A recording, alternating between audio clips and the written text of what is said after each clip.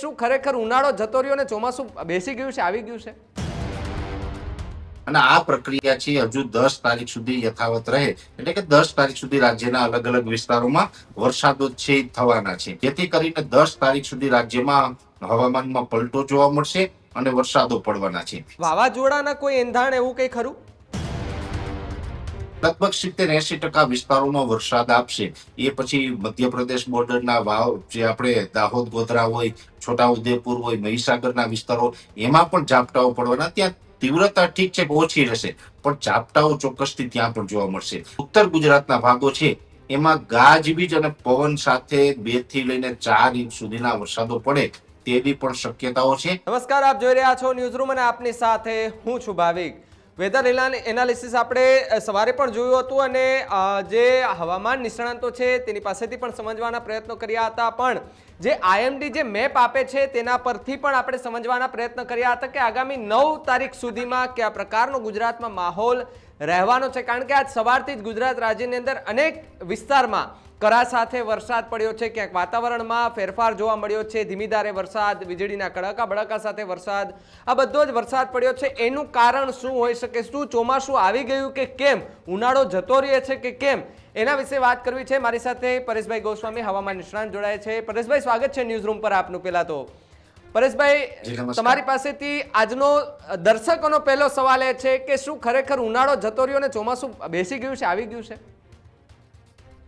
ના, બિલકુલ ચોમાસાને તો હજુ ઘણી બધી રાહ જોવાની છે. આપણે હજી ચોમાસું તો બહુ દૂર છે, પણ અત્યારે આપણે ચોક્કસથી રાજ્યની અંદર વરસાદો પડવાનું ચાલુ થયું છે અને આ પ્રક્રિયા છે હજુ 10 તારીખ સુધી યથાવત રહે, એટલે કે 10 તારીખ સુધી રાજ્યના અલગ અલગ વિસ્તારોમાં વરસાદો છે થવાના છે. સામાન્ય રીતે જોવા જઈએ તો ઘણી વખત આપણે હવામાનમાં અલગ અલગ પ્રકારના ફેરફારો થતા હોય એને કારણે વરસાદો આવતા હોય છે. મોટા ભાગે મે મહિનામાં એવું બનતું હોય છે કે બીજા અઠવાડિયાથી પ્રી મોન્સૂન એક્ટિવિટી થાય ને એના ઝાપટાઓ પડતા હોય છે. જોકે અત્યારે આપણે આને પ્રી મોન્સૂન એક્ટિવિટી ન ગણી શકીએ, આ એક પ્રકારનું માવઠું કે કહીશું, કેમ કે આ દક્ષિણ તરફથી કોઈ આવેલી અસ્થિરતાઓ નથી.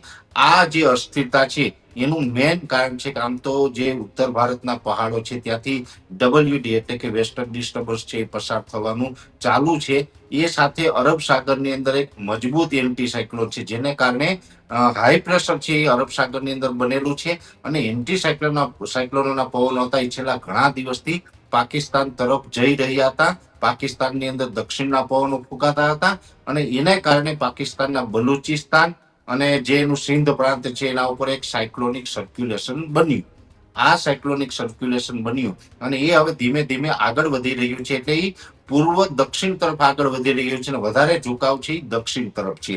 અત્યારે આ સાયક્લોનિક જે સર્ક્યુલેશન છે એ થોડુંક વધારે મજબૂત બન્યું છે અને ગુજરાત ઉપર બોર્ડર સુધી તો આવી ગયું છે, એટલે કે કચ્છના બોર્ડર વિસ્તારો છે, ઉત્તર ગુજરાતના જે વાવ, થરાદ ને સુઈગામ વાળા જે બોર્ડરના વિસ્તારો છે ત્યાં સુધી આ અસ્થિરતા પહોંચી ગઈ છે અને આ અસ્થિરતા છે ગુજરાત ઉપરથી જે પસાર થવાની છે એ ખૂબ ધીમી ગતિએ પસાર થવાની છે. ધીમી ગતિએ એટલા માટે પસાર થવાની છે કે જેવી રીતે ઉનાળા દરમિયાન અરબ સાગરની અંદર જે એન્ટી સાયક્લોન હોય એવી રીતે બંગાળની ખાડીમાં પણ એન્ટી સાયક્લોન હોય. એન્ટી સાયક્લોન જે છે ભાવિકભાઈ, એ ઘડિયાળની દિશામાં જે છે ને એ ચક્રાઓ એનો ફરતો હોય હવાનો. જ્યારે સાયક્લોનિક સર્ક્યુલેશન છે એને એન્ટી ક્લોક કહેવામાં આવે છે. એ ઘડિયાળની વિરુદ્ધ દિશામાં ચક્રાઓ ફરતું હોય. જ્યારે ઘડિયાળની વિરુદ્ધ દિશામાં હવાઓના ચક્રાઓ ફરે ત્યારે લો પ્રેશર સિસ્ટમ બનતી હોય છે, પણ જો ઘડિયાળની દિશામાં હવાઓનો ચક્રાઓ ફરે તો હાઈ પ્રેશર બનતું હોય છે. એટલે હાઈ પ્રેશર છે એ બંગાળની ખાડીમાં પણ છે અને એ હાઈ પ્રેશરનું એટલું મજબૂત છે, એનો ટ્રફ છે પણ ગુજરાત સુધી લંબાઈ રહ્યો છે, એના પવનો આવી રહ્યા છે અને એ જે બંગાળની ખાડીનું જે એન્ટી સાયક્લોન છે જેને કારણે આ સિસ્ટમને ધક્કો લાગી રહ્યો છે, ધીમી ગતિએ ચાલી રહી છે. એટલે ખૂબ ધીમી ગતિએ ચાલવાની છે, જેથી કરીને 10 તારીખ સુધી રાજ્યમાં હવામાનમાં પલટો જોવા મળશે અને વરસાદો પડવાના છે. એમાં પણ ભાવિકભાઈ જોવા જઈએ તો અત્યારે જે આ અસ્થિરતા છે, જે સાયક્લોનિક સર્ક્યુલેશન પાકિસ્તાન ઉપરથી આવ્યું છે, એ અસ્થિરતા અત્યારે 700 HPA લેવલે ખૂબ મજબૂત છે અને 700 HPA લેવલે ભેજનું પ્રમાણ પણ ખૂબ વધારે છે, જેને કારણે આ સિસ્ટમ મજબૂત બની છે અને આ સિસ્ટમને કારણે હજુ પણ આવનારા દિવસની અંદર 2 થી લઈને 4 ઇંચ સુધીના વરસાદો પણ સંભવ છે. હવે જે 2 થી 4 ઇંચ સુધીના વરસાદો વાવાઝોડાના કોઈ એંધાણ એવું કઈ ખરું? ના, અત્યારે જોવા જઈએ તો આ સિસ્ટમ છે એ પાકિસ્તાન તરફથી આવી છે. આમાં કોઈ વાવાઝોડું બને એવી હાલ આ સિસ્ટમમાં આપણી ઉપર કોઈ વાવાઝોડાનો ખતરો નથી એટલે એનાથી કઈ ડરવાનું નથી. હા, આગળ ઉપર પછી કોઈ ઊંચા તાપમાનને કારણે અરબ સાગરની અંદર કોઈ વાવાઝોડું બનશે, કોઈ એવી મજબૂત સિસ્ટમ હશે તો ચોક્કસથી આપણા તરફથી માહિતી આપવામાં આવશે. પણ આ સિસ્ટમને કારણે તો કમસે કમ કોઈ આપણે અત્યારે વાવાઝોડાનો ખતરો નથી. પણ એક ચોક્કસ છે કે આમ તો આ સિસ્ટમને કારણે ભાવિકભાઈ રાજ્યના લગભગ વિસ્તારોને આવરી લેશે. લગભગ 70-80% વિસ્તારોમાં વરસાદ આપશે. એ પછી મધ્યપ્રદેશ બોર્ડરના વાવ જે આપણે દાહોદ ગોધરા હોય, છોટાઉદેપુર હોય, મહીસાગરના વિસ્તારો, એમાં પણ ઝાપટાઓ પડવાના. ત્યાં તીવ્રતા ઠીક છે કે ઓછી રહેશે, પણ ઝાપટાઓ ચોક્કસથી ત્યાં પણ જોવા મળશે. દક્ષિણ ગુજરાતમાં પણ તીવ્રતા ઓછી રહેશે. સુરત, વલસાડ કે XYZ બધા જિલ્લાઓ આવી ગઈ. દક્ષિણ ગુજરાતના ઓલ ઓવર વિસ્તારમાં ઝાપટાઓ ચોક્કસથી પડશે, પણ ત્યાં પણ તીવ્રતા ઓછી રહેશે.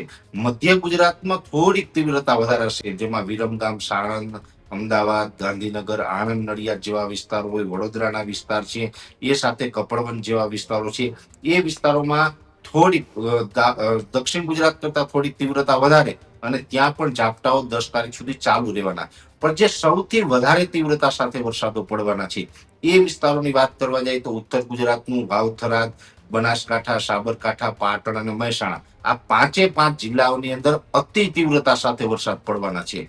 કચ્છ જિલ્લામાં પણ ઓલ ઓવર કચ્છની અંદર પણ બહુ વધારે પ્રમાણમાં વરસાદોની શક્યતાઓ છે. પણ ખાસ કરીને કચ્છ જિલ્લાના પૂર્વ ભાગો છે, જેની અંદર ભુજ, ભચાઉ અને રાપર તાલુકો છે, એની અંદર થોડીક તીવ્રતા વધારે જોવા મળશે. એવી જ રીતે સૌરાષ્ટ્રના લગભગ તમામ જિલ્લાઓની અંદર આ માવઠાની અસર થવાની. સૌરાષ્ટ્રમાં પણ પુષ્કળ માત્રામાં વરસાદો પડવાના છે. પણ અતિ તીવ્ર વરસાદો જેને આપણે કહીએ એ દ્વારકા, જામનગર, મોરબી, સુરેન્દ્રનગર, રાજકોટ, જુનાગઢ, અમરેલી અને બોટાદ, આટલા વિસ્તારોની અંદર અતિ તીવ્રતા સાથે વરસાદ પડશે.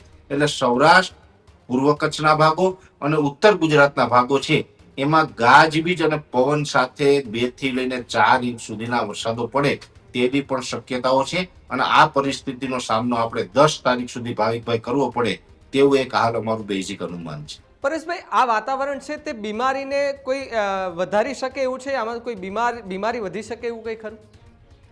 નહીં, આમ જોવા જઈએ તો આમ તો સતત આપણે ઊંચા તાપમાનમાં માર્ચ મહિનો હોય, એપ્રિલ મહિનો હોય પસાર કર્યા છે, એટલે તાપમાનમાં થોડીક રાહત મળે આ માવઠાઓને કારણે. પણ આનાથી બીમારીને સાથે કોઈ લેવા દેવા હોતા નથી. હા, એક ચોક્કસથી વાત છે કે અમુક સમયે જે અતિ વરસાદો પડતા હોય અને એ હવામાનમાં અચાનક પલટાઓ આવતા હોય તેને કારણે હવામાનની અસર સીધી આપણા સ્વાસ્થ્ય ઉપર થતી હોય છે. પણ આ પલટો છે એને કારણે એટલી બધી અસર થાય તેવી શક્યતાઓ નથી. આ એક ચોક્કસથી છે કે ચોમાસા દરમિયાન સતત સૂર્યપ્રકાશ ન નીકળે ને લાંબા સમય સુધી જો કોઈ વરસાદ ચાલુ રહે તો એની અસરો આપણી ઉપર થતી હોય. પણ આપણે આનાથી અત્યારે કોઈ ડરવાનું જરૂર નથી. ખાસ કરીને આ માવઠા છે ને એ સ્વાસ્થ્યમાં તો નુકસાન જે કરતા હોય ને એના કરતા પણ વધારે નુકસાન છે ખેડૂતોને કરવાના છે. કેમ કે અત્યારે ખેડૂતોનો જે પાક છે, જેમાં અડદ, મગ, તલ, ઉનાળુ મગફળી હશે, શાકભાજીના પાકો હશે, સાથે આપણે જે ફળોનો રાજા કહેવાય કેરી, કેરીની સિઝન પણ વર્ષમાં એક વખત ખેડૂતને આવતી હોય. અત્યારે કેરીની સિઝન ચાલી રહી છે, એટલે એ તમામ પાકો ઉપર નુકસાની થશે. સાથે અત્યારે મેં તો ઘણા બધા દ્રશ્યો આપના ન્યૂઝના માધ્યમથી જે પ્રમાણે જોયા છે એ મુજબ યાર્ડોની અંદર પણ આજે જેવી રીતે આજે 4 તારીખના રોજ પણ વરસાદની શરૂઆત થઈ અને ખેડૂતોનો કરોડો રૂપિયાનો માલ જે છે આજે અનેક સેક્ટરોની અંદર પલળી અને નુકસાન પામ્યો છે. આ પણ ખૂબ દુઃખદ વાત છે. અંતે તો આ કુદરતી છે, પણ હું તો આપના માધ્યમથી તંત્રને અને જે યાર્ડના ચેરમેનો હોય વગેરે દરેક જે અધિકારીઓ છે એને હું તો આપના માધ્યમથી એક અપીલ એ પણ કરું છું. સતત 2 દિવસથી હું અપીલ કરતો આવું છું. આજે પણ અપીલ કરું છું કે હજુ આ માવઠું છે એની શરૂઆત છે. હજુ તો આ માવઠું અતિ રૌદ્ર સ્વરૂપ ધારણ કરવાનું છે. એટલે ખાસ કરીને હજી વધારે વરસાદ પડે અને વધારે નુકસાન જાય એ પેલા આપણે સાવચેત થઈને યાર્ડોની અંદર જે આપણે માલ છે એની સાચવવાની વ્યવસ્થા કરી લેવી. ખાસ કરીને ખેડૂતોને પણ અપીલ છે કે જ્યાં સુધી આ માવઠું આપણી ઉપરથી પસાર ન થઈ જાય ત્યાં સુધી આપણો માલ લઈને યાર્ડ તરફ ન જવું, નકર કાં તો રસ્તામાં પલળશે અથવા તો યાર્ડોમાં પલળશે. એટલે ખેડૂતોને ખાસ કરીને આમાં મોટી નુકસાની જાય તેવું એક ચોક્કસથી અનુમાન છે ભાવિકભાઈ. પરેશભાઈ, છેલ્લે એ પણ સમજવું છે કે જે પાકનું વાવેતર કરી દીધું છે, સમજી લે કે 50% જેટલું વાવેતર થઈ ગયું છે, 50% થઈ જાય એટલે એમને ઉપાડીને સીધું માર્કેટ યાર્ડમાં દેવાનું છે ખેડૂતોએ. તો એ 50% જેટલું જે પાક જે તૈયાર અડધો થઈ ગયો છે ને, જો કદાચ આ કમોસમી વરસાદ માવઠું પડે તો પણ એ સામાન જે પાક છે તેમાં કંઈક નિષ્ફળ જવાની ભીતિ ખેડૂતોને અત્યારે સેવાઈ રહી છે. ચોક્કસથી ભાવિકભાઈ નુકસાન જાય, કેમ કે આમ તો ખેડૂત સાચવી કેટલું શકે, તો કે જે પાકનું હાર્વેસ્ટિંગ થઈ ગયું છે હમ. અને ઢગલો પડેલો છે, એના તલનો ઢગલો હોય, અડદ મગનો ઢગલો હોય, એને સાચવી શકવાના, એને ઢાંકી શકવાના. પણ જે પાક ઉભો છે એમાં તો ખેડૂત નજર સમક્ષ નુકસાની જોયા વગર કઈ કરી શકવાના નથી. ખાસ કરીને જે અત્યારે આ માવઠું પડવાનું છે, એક તો અત્યારે જે પાક ઉભો છે એને તાપમાનની જરૂર હોય એની જગ્યાએ ઠંડુ હવામાન મળશે, ઉપરથી માવઠું પડશે, વરસાદ પડશે, એટલે આને કારણે એમાં ડિઝીઝ આવતી હોય, જેમાં ખાસ કરીને ફાઇટોપ્થોરા બ્લાઇટ નામની એક ડિઝીઝ આવે છે, એ પણ વધવાની શક્યતાઓ છે. ને ફાઇટોપ્થોરા બ્લાઇટ આવશે તો જે ઊભો પાક છે એમાં અડદ મગ તલ હોય વગેરે પાક છે એ એકદમ લીલો સુકાય અને છોડ બળી જાય. આવી સમસ્યાઓ પણ આ માવઠા પછી થશે. એટલે ખાસ કરીને નુકસાની છે અનેક પ્રકારે ખેડૂતને ઊભા પાકમાં પણ થવાની છે, અને પાક જે યાર્ડોમાં પડેલો છે એમાં પણ ચોક્કસથી નુકસાની થશે. હા, એટલે સ્વાભાવિક રીતે આપણે જોઈએ છે કે ગત રાત્રિથી જ આપણે જોઈએ છે કે વાતાવરણમાં અચાનકનો પલટો આવી જાય. સવારમાં જોઈએ તો અમદાવાદના અનેક વિસ્તારોમાં વરસાદ પડે, ત્યારબાદ સમાચાર મળે કે પાલનપુર, વિરમગામ, સૌરાષ્ટ્ર આ બધી જ જગ્યાએ, દક્ષિણ ગુજરાત, ઉત્તર ગુજરાત, પૂર્વ ગુજરાત, સૌરાષ્ટ્ર બધી જ જગ્યાએ ધીમી ધારે ક્યાંક વરસાદ પડ્યો છે, ક્યાંક પવનની ગતિ પણ વધારે જોવા મળી રહી છે. એમ લાગે છે કે ભાઈ વાવાઝોડું તો નથી આવી ગયું ને, એ રીતે પવન ફૂંકાય છે, ક્યાંક તો છાપરા ઉડ્યા છે. આ રીતના દ્રશ્યો જે છે તે સામે આવી રહ્યા છે, ને અચાનકનો આ વાતાવરણ પલટો ખાઈ જવો એ પણ સૌથી મોટો સવાલ થઈ રહ્યો છે. પણ સૌથી મોટો સવાલ તો ખેડૂતો પર થઈ રહ્યો છે કે જેનો માલ ત્યાં ખેતરમાં છે એને પણ બીક છે, સાથે સાથે એમનો માલ જે માર્કેટ યાર્ડમાં પડ્યો છે એને પણ બીક છે. હવે ખેડૂતો બિચારા બંને બાજુથી મૂંઝાયા છે કે જો હજુ વધારે વરસાદ પડશે તો અમારો પાક અહીંયા પણ પલળી જશે, ત્યાં પણ પલળી જશે. એટલે ખેડૂતોની હર વખતેની જેવી સ્થિતિ આ વખતે પણ જોવા મળી રહી છે, ને જગતનો તાત કહીએ છીએ એની સાથે હર વખતે આવું થતું હોય છે.